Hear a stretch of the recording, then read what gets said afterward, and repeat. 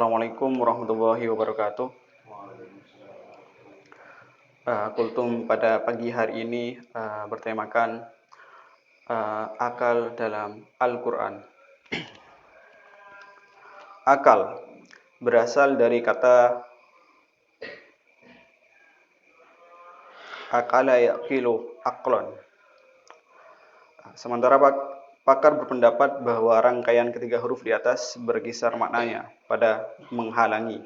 Dan dari sana lahir kata iqal yang berarti tali. Mengapa menghalangi dan mengapa tali? Tali yang biasanya berwarna hitam yang melilit kain yang menyelubungi kepala pria dalam pakaian bahasa Arab dinamai dengan ikal. Karena tali itu menghalangi kain tersebut diterbangkan angin atau terjatuh.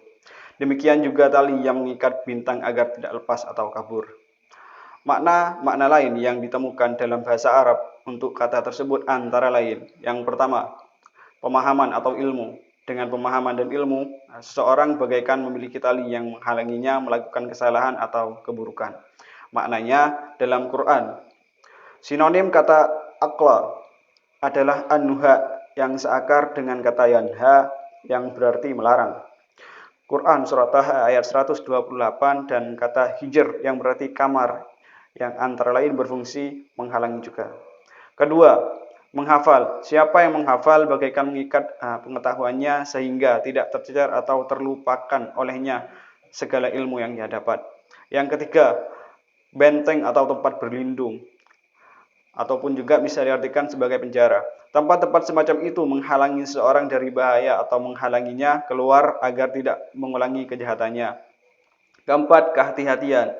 Sikap kehati-hatian membuat seorang dapat terhalang atau terhindar dari apa yang tidak berkenan baginya. Dan kelima adalah istri. Dinamai Akilah karena seorang istri telah terikat dalam perkawinan dengan seseorang suami sehingga terhalangi untuk menikah dengan pria lain selama ia dalam status perkawinan itu.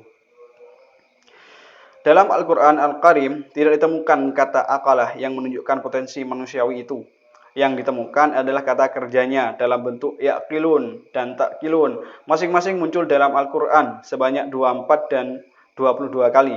Di samping itu ada juga nakilu dan kiluha serta akuluhu yang masing-masing disebut sekali dalam Al-Quran.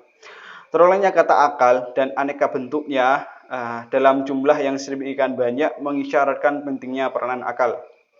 Bahkan kedudukan itu diperkuat oleh ketetapan Al-Quran tentang pencabutan, wewenang mengelola dan menjalankan harta walau milik seseorang bagi yang tidak memiliki akal atau pengetahuan. Hal tersebut dijelaskan dalam Quran surat An-Nisa ayat ke-5. Bahkan pengabaian akal berpotensi mengantar seorang tersiksa dalam neraka.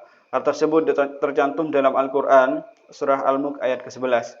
Melalui akal lahir kemampuan menjangkau pemahaman sesuatu yang pada gilirannya pengantar pada pendorong akhlak luhur. Ini dapat dinamai al-aqlu al-wazi, yakni akal pendorong.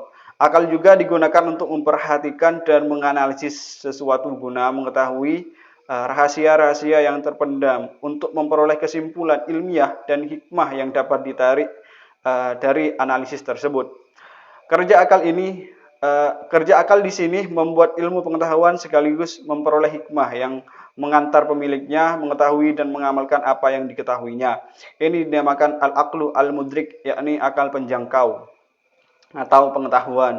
Di samping kedua fungsi di atas masih ada lagi yang melebihi keduanya, yakni yang mencakup keduanya, tapi dalam bentuk yang sempurna dan matang, sehingga tidak ada lagi kekurangan atau kekeruhan. Memang bisa saja ada akal yang menghasilkan pengetahuan, tetapi masih berpotensi mengandung kekurangan hikmah.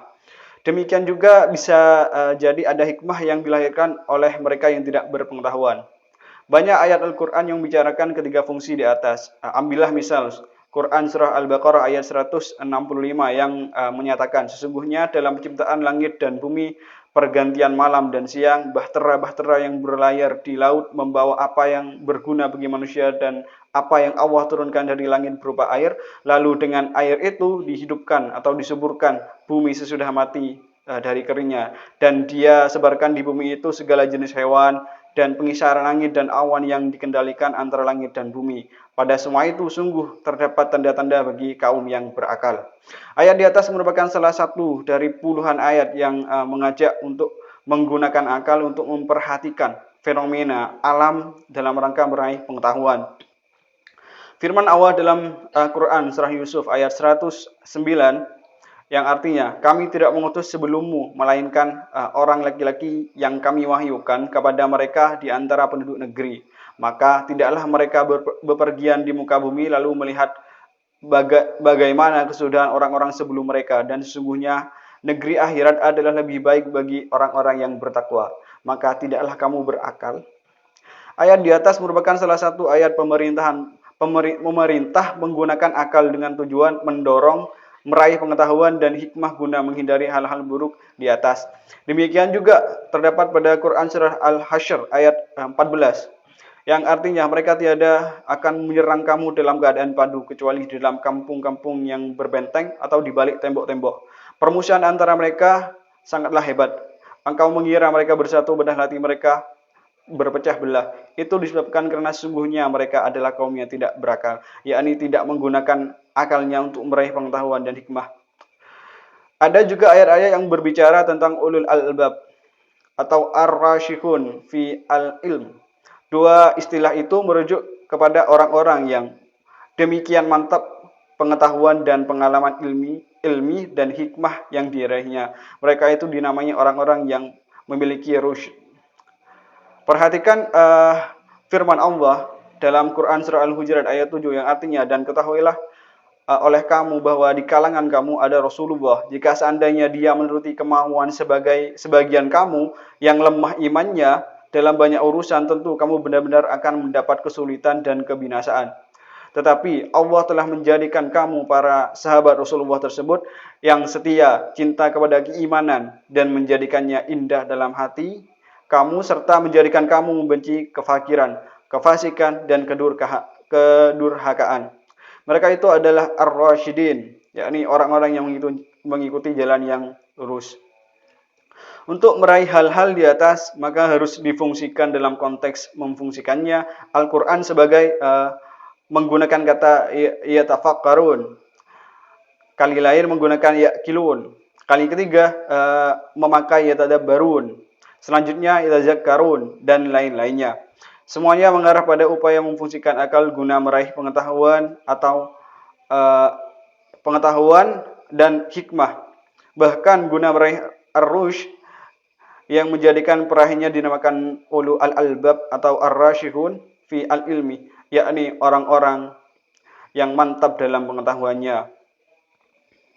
Dengan orang yang di atas, kiranya dapat disimpulkan bahwa akal yang dimaksud oleh Al-Quran adalah akal yang mengantar manusia meraih pengetahuan dan hikmah, serta mengantarnya menuju akhlak luhur, serta pemeliharaan kesucian hati nurani. Demikian kultum subuh pada pagi hari ini, kurang lebihnya mohon maaf. Akhirul kalam, wassalamualaikum warahmatullahi wabarakatuh.